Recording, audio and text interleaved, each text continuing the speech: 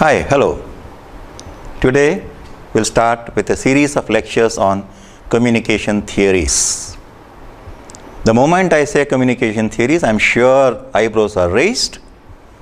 A lot of thinking is going on. Why theory now? What do I do with theory?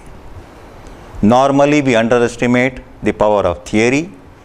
We do not want to learn theory because we always think journalism is a very practical subject.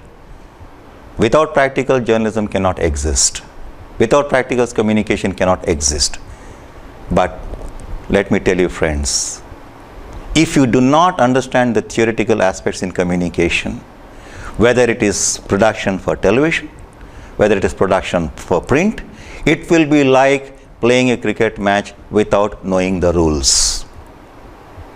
So, let us first try to understand the theoretical concepts related to the field of communication and see how it will help us to develop intellectually and at the same time become a very good practical person in the field of communication.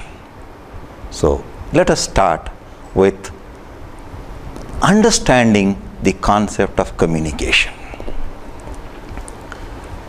Honestly speaking, communication is seen as a central everyday idea about what makes life worth living.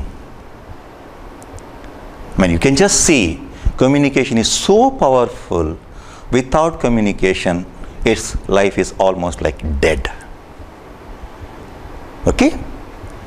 For the benefit of the class, let us try to understand and look at a very basic operative definition of the word communication.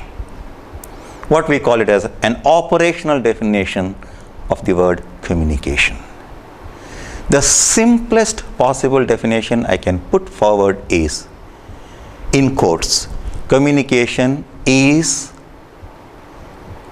an idea or information. That means communication is an exchange of idea and or information among people. Or in other words, communication is an exchange of idea and or information from one entity to another. What do you mean by entity? Of course, I am not dealing with physical material here. The word entity means a person to person, a person to machine, or in the age of internet, machine to machine. Standing here using a mouse remote, I can operate my laptop which is in front of me. That means a machine is operating another machine with my help. So this is exactly the meaning of the word entity to entity. So let us redefine. Communication is an exchange of ideas and or information between two entities. To repeat, entities may be person to person, person to machine, or machine to machine. So the golden question is, what does this mean? We have to look at communication in two different areas. One, this definition tells us that it is a process. Why and how? Communication is a process because it is happening between two entities. That means processes have no beginning and no end. It's a continuum. Secondly, the key word here is exchange. What do we mean by this? That means the two entities are exchanging some idea, some information between themselves. But what is the basic purpose here? Why are we doing this exchange?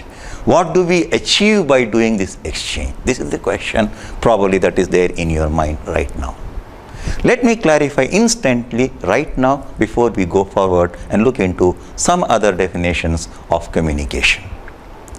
The word exchange here simply means I am trying to give you something and you are trying to give me in the reverse direction something. So an exchange is taking place between the teacher and the taught. You may say, we are not exchanging anything. You are not opening your mouth, you are just sitting there watching my lectures. But the very fact that you are attentively watching my lectures, listening to my lecture, concentrating on what I am telling is a non-verbal exchange from your side to this person who is verbally giving you some information. So exchange of information need not be word to word. It can be word to some action as well. But let me answer the question, why are we doing this exchange? What is the benefit I get and what is the benefit you get? Remember one thing, we do not interact with anybody, we do not communicate with anybody without any benefit. I mean, when I say benefit, I am not talking about commercial benefits here. Okay, I am not talking about revenue and expenditure, profit and loss. That's not the kind of benefit I am looking at. But yes, definitely there is some basic purpose when we communicate or when we exchange information and or ideas between ourselves. What are we trying to do? Let me tell you, the very basic purpose of communication is to bring about change. You may ask me a question, just by delivering a lecture for 5 minutes, what change did you bring, professor? Honestly, the most basic change has happened in you. What is that? Before I explain all those changes, let me tell you what are the changes we are trying to bring about using the word communication here and communication as a process. There are 3 types of changes we are going to bring about in the process of communication. What is that? The first change we are talking about is cognitive change.